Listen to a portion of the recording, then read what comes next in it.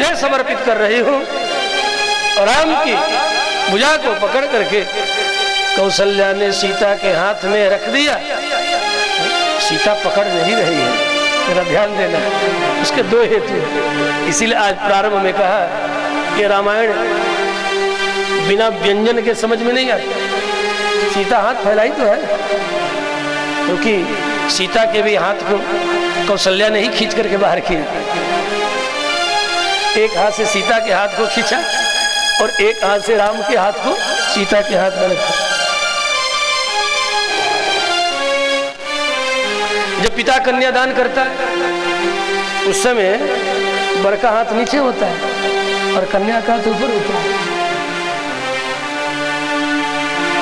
और उस समय अपने कनिष्ठिका और अंगूठा से वर कन्या के हाथ को पकड़ता है, लेकिन सीता संकोच में पकड़ नहीं रही है।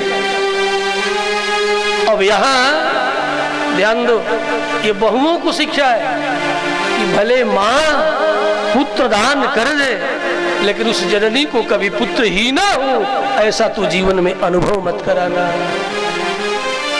वो बहू भला क्या बहू जो उस माता को पुत्रहीन के समान उसे अनुभव करा। संकोच ही सही, लेकिन संकोच में भी मुख दिखाई में भले मां पुत्र दान करे, लेकिन उसके हाथ को पकड़ करके मड़ोरना मत। ये शिक्षा है, संकोच ही सही। इस तरह दोनों ओर से ये भाव है। विवाह बड़ा ही दिव्य भावों से युक्त, प्रत्येक जो भंगिमाएं है, प्रत्येक जो संस्कार है, उसमें अनेक तरह के भाव है। अब तुम इस राम रत्न को संभाल करके रखना पुत्री। इस राम को मैं तुझे समर्पित कर रही हूँ। मेरे राम रत्न को संभाल करके रखोगी, ये प्रसन्न रहेगा, उसी में हमारी प्रसन्नता है। इन वाक्यों पर ध्यान दो। मेरा राम प्रसन्न रहेगा तो मैं प्रसन्न रहूंगी। ये भी माता का बलिदान है। पुत्र जिसमें प्रसन्न रहे, ये बलिदान करना ही होगा। और नहीं करोगी सविता देवी तो फिर विवाह मत करो। एक नया नया परिचय हुआ है, इन्हें भी अपने बेटा का विवाह करना है, कह नहीं रही है किसी से। दूर से आकर के बसी है तो सूचना तो देनी पड़ेगी ना। आसपास वाले जो आपके अपने सगे संबंधी होंगे वो जहां तहां ढूंढेंगे, कहेंगे अस्तु।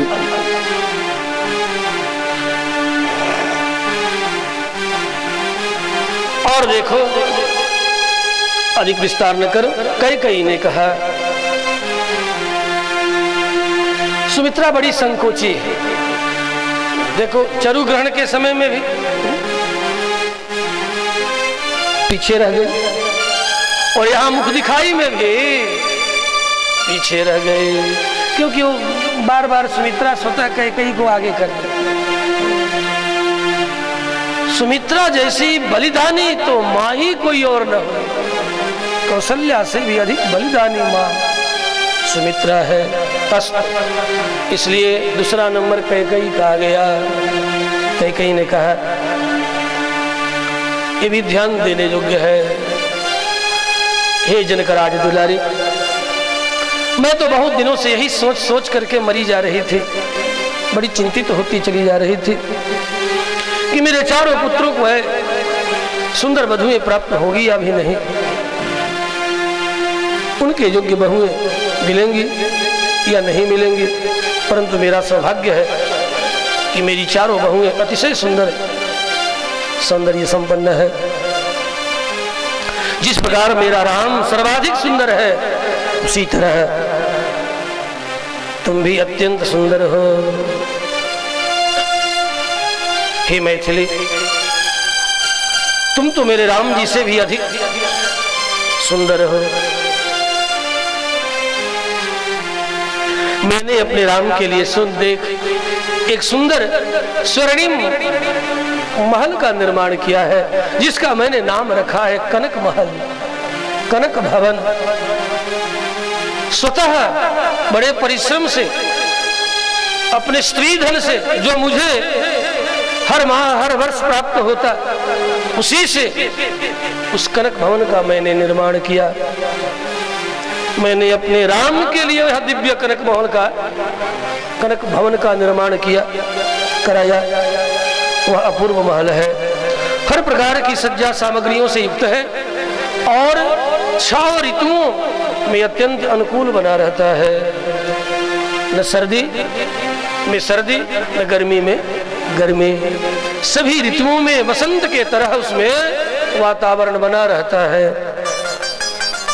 हर प्रकार से सज्जा से युक्त उस कनक भवन को मैं तुझे मुख दिखाई में समर्पण कर रही हूँ। आप दोनों प्रिया प्रियतम उसी में विहार करो। जीवन भर की कमाई जो कुछ भी था कैकेयी के पास, स्त्री धन, ये कैकेयी कोई सामान्य नहीं है, जिसे कोई सामान्य नारी मत समझना। त्रेता की वो वीरांगना महिला है, खूब लड़ी मर्दानी हुआ तो झांसी वाली, उससे भी कई 10,000 हाथियों का बल है कैकेयी के भुजा में, इतनी बलवती है। समय समय पर देवासुर संग्राम में स्वतः जो रथ चालक है उसे हटा देती। जब जब अवध नरेंद्र के प्राण पर संकट का युद्ध आया है, तब तब कैकेयी गई है रथ चलाने के लिए। लेकिन नहीं, ऐसे समय में मैं अपने स्वामी को नहीं छोड़ सकती। सुत को हटा देती, ड्राइवर को हटा देती, स्वतः बैठ जाते और बड़े बड़े युद्धों में जाती। जब जब जरूरत पड़ती युद्ध भी करती। उसी युद्धों में विजय प्राप्त करने के बाद ही तो राजा ने 2 वरदान देने की प्रतिज्ञा किया कि मांगो मांगो क्या तुझे चाहिए। जब राजा मूर्छित होने लगा, प्राणांत हो जाएगा, अपनी भुजाओं को ही रथ के नाभि में डाल दिया। रथ चलता रहा, विजय प्राप्त की। राजा ने देखा, सोचो जो अपनी भुजा को डाल दे रथ के नाभि में कि पहिया गिरे न, इसी वीरांगना होगी। साथ साथ पति के प्रति भी कैसी प्रीति होगी। राजा ने देखे तब कहा था बरम ब्रूहि बर मांग। लेकिन कैकेयी किसी बर के लिए थोड़े, किसी वरदान के लिए थोड़ा रक्षा कर रहे थे। यही तो भारतीय नारियों की महिमा का है स्वामी। जब जरूरत हो तब आपने कहा मैंने पा लिया, जब आवश्यकता होगी तो मांग लूंगी, अभी क्या।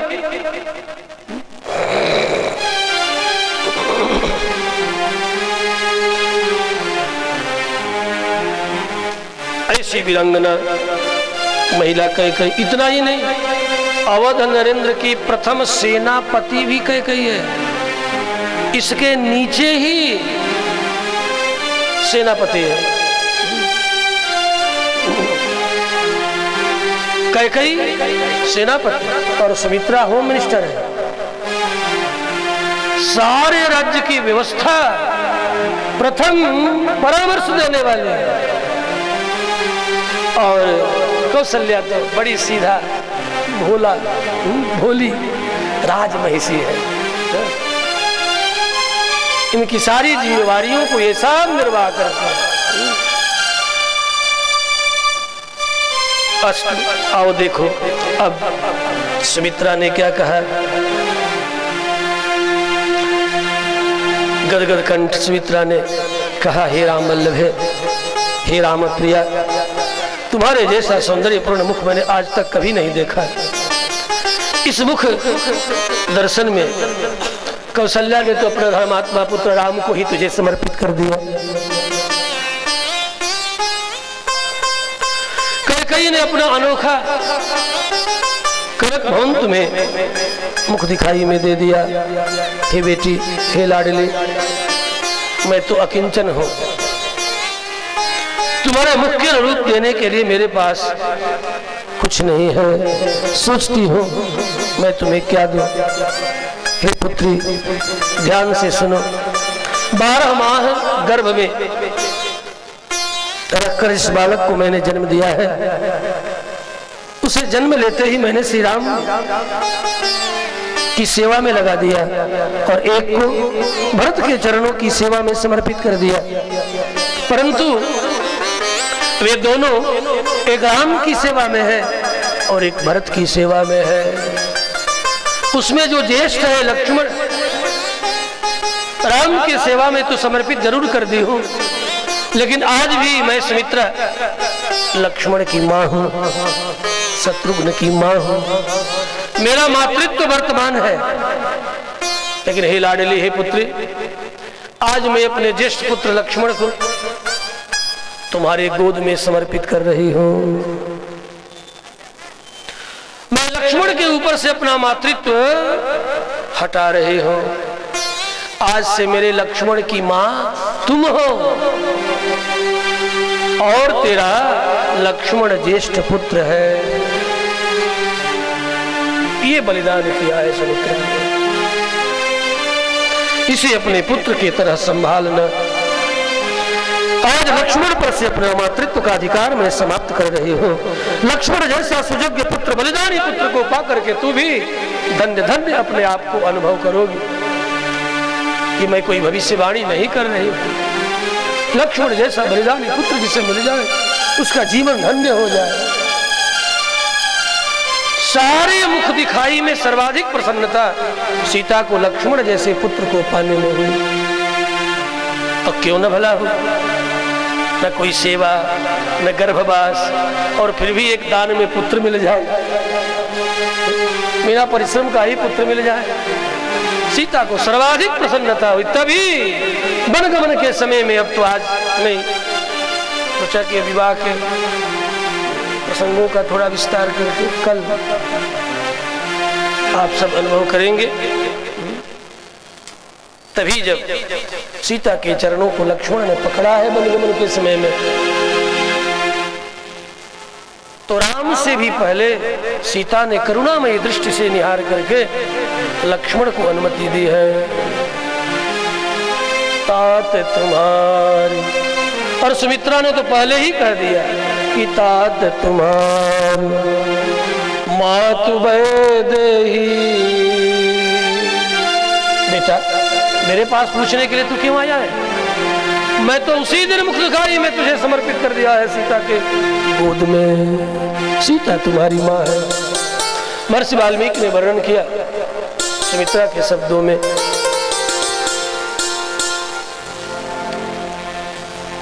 रामम दशरथम विद्धि। हे लखन, भैया राम को तू पिता समझना। रामम दशरथम विद्धि मां विद्धि जनकात्मजा। अयोध्याम अटवीं विद्धि गच्छतात यथा सुखम। हे तात, हे पुत्र, जा राम के पीछे पीछे, राम को ही अपना पिता मानना और जान की तुम्हारी माँ है। तात राम नहीं नर भूपाला, कालेश्वर कालहु कर काला। ऐसे रामभद्र की सेवा करके तुम्हारा जीवन सार्थक होगा। इसलिए मानसकार ने भी कहा,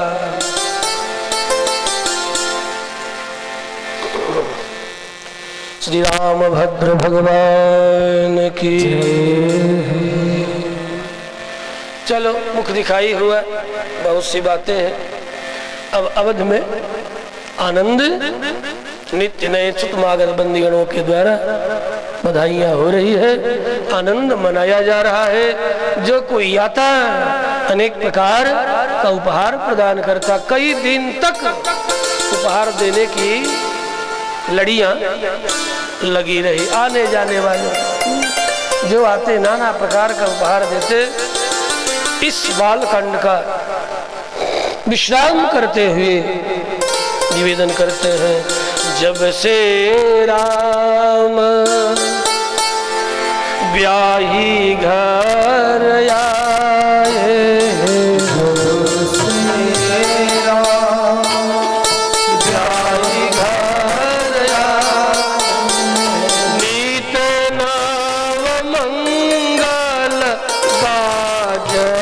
बधाए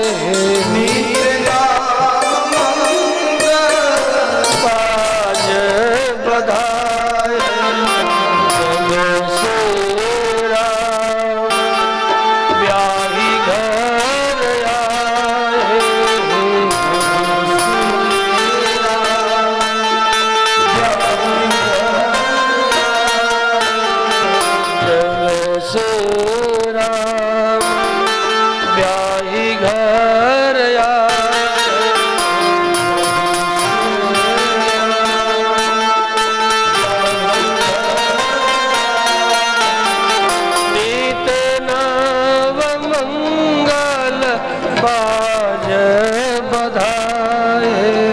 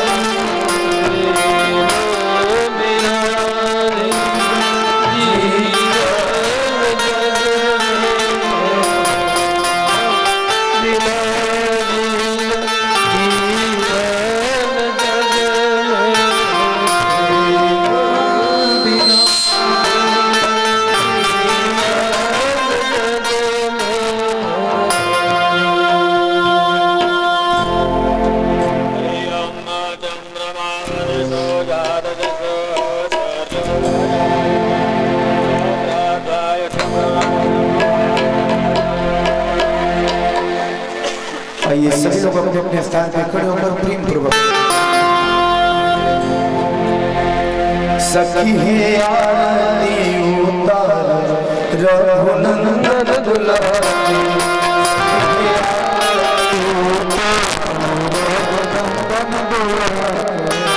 रघुनंदन दुल्हारे के दुल्हारे